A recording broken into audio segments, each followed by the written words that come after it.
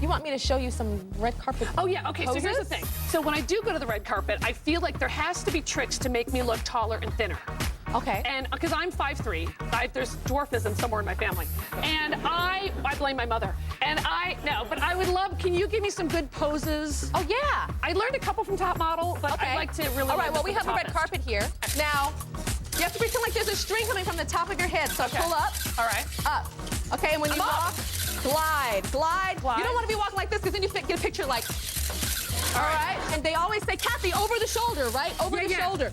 If your dress is not cute from the back, do not give them an over the shoulder. Okay, but what if they want my gadonk? Oh.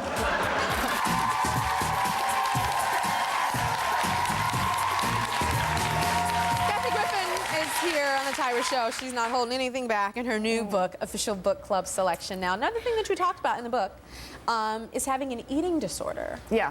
What eating disorder did you have? I started binge eating when I was a little kid. You know, I don't know if anybody remembers this, but in the 70s, they used to have this thing called the after-school movie. Of course. Right? And they would take a movie and cut it down to 90 minutes, and that was like my eating time. And I don't know why, but I felt like it was my thing I could do by myself. And the thing that's so messed up about eating disorders is they fool you into thinking you're comforting yourself, and actually it's bad for you, you know? So to this day, I really fight it. I really fight having a good meal. Binging like But not binging and purging. Did you vomit after? No, I've never been, but you want to hear something sick? I always wanted to. Like, I always thought, oh, it'd be great if I could do that. And I tried a couple times, and I just couldn't, it just grossed me out too much. So you just stuff it in? I would stuff it in, and then I would starve. And then I would like try desperately not to eat and everything. And sometimes I wouldn't. My weight actually fluctuated pretty wildly until about, I don't know, maybe 5 years ago. But I'm still, believe me, I'm still working on it. This is not like I'm not done. Got it. But every day I have to fight, like eat something healthy, get a salad, eat something better. Do you feel insecure? Yes. Like right now? Oh yes, I feel insecure right now. And why? I would say I feel insecure about half the time. You know, like sometimes I feel great and I look in the mirror and I feel good, and then other times I just go, ugh, you're the ugliest thing in the world. And then other times I go, oh, you're okay today. Yeah. I know you worked with Brooke Shields for a couple of years. Did you feel insecure with her? Are you kidding? The woman looks like she has makeup on when she's not even wearing makeup. Yeah, she's like so naturally beauty. Yeah. So you say you feel insecure now, like about what? Oh, I don't know. I wish I was taller, or... I wish I was a little bbit taller. I wish I was a baller. I wish I was a baller. I do. I think about that a lot. No, I just always think, you know, I'm a comedian. I'm always trying to, could I have said something funnier, you know? You know, we have something in common, you and I. What? You don't Besides drink. modeling? Besides modeling. Okay. You don't drink and you don't smoke. No. You never have, never done drugs. No. Me either. Why didn't you? I call it tasting a cigarette because I didn't know. I mean, I was 6 years old. I took one puff, coughed for 2 days, and never touched it again. 12 years old, drank the neck of a wine cooler, tasted nasty. My friend next to me drank the rest of mine and hers, passed out next to me. I said, never again. And drugs, I was like, I ain't doing that. I don't know what the hell that is. So I don't know. Do you feel like there's something deeper that sort of scared you away from it, or that you knew somehow don't go there? Yes. My grandmother died when I was 50. Yeah. You look good. You look good for 80. Let me just say that. You look fantastic. It's the real hair. It's the real hair has changed you. She died when she was 50. So that might have something to do with the cigarettes, because she was a avid smoker. So maybe that has something to do with it. I don't know. I think probably as a kid you sort of see it, even if you're not completely cognizant of what it is. Yeah, maybe that might be.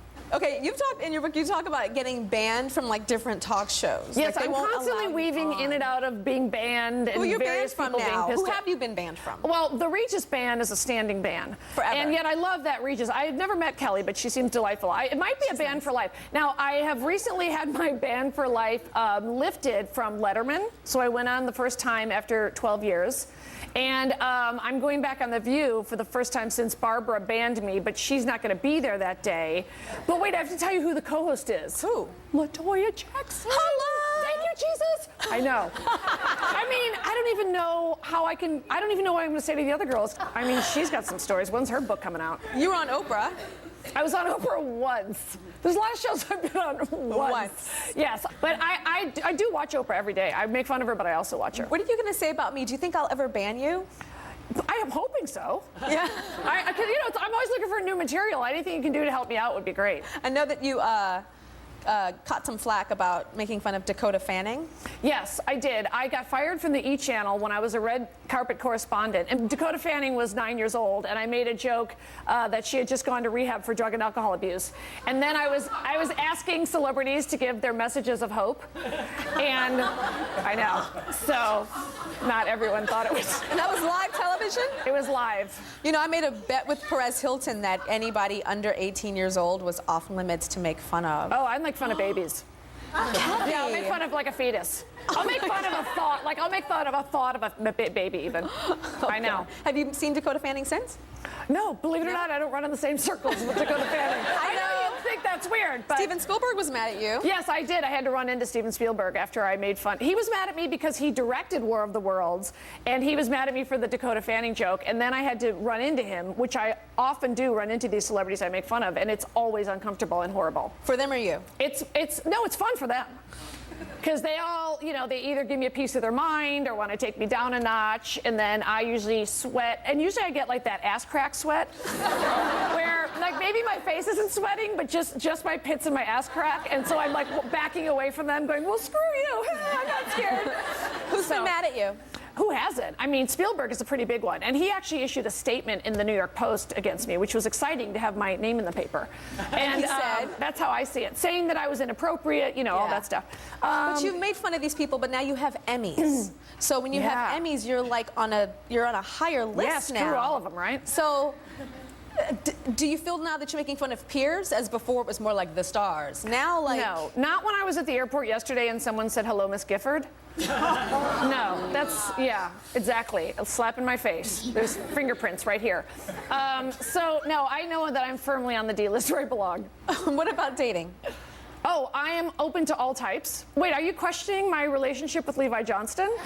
Or I know that it is undying love. Hold on, I feel it kicking. So real. I feel the baby kicking. What are you looking for? Are you looking?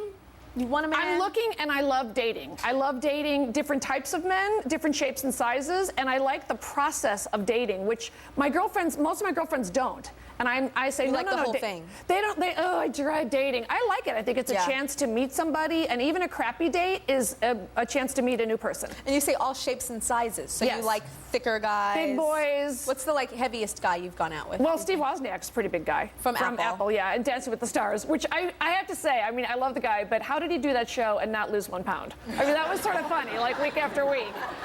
You know, he enjoys the Bob's Big Boy. And you like him real skinny too. I like. What's the difference between being intimate with a bigger guy and a smaller guy? I slept with one guy that was so big that I actually felt like him crushing my chest. And it was a little like there was this one moment we were kissing and he was really great, and then I actually was like, I can't breathe that well. And I wanted to be, and I wanted to scream, get off, but I was just like, excuse me, sir, I can't breathe that well. Do you like how I say that like it was a stranger? We'll be right back.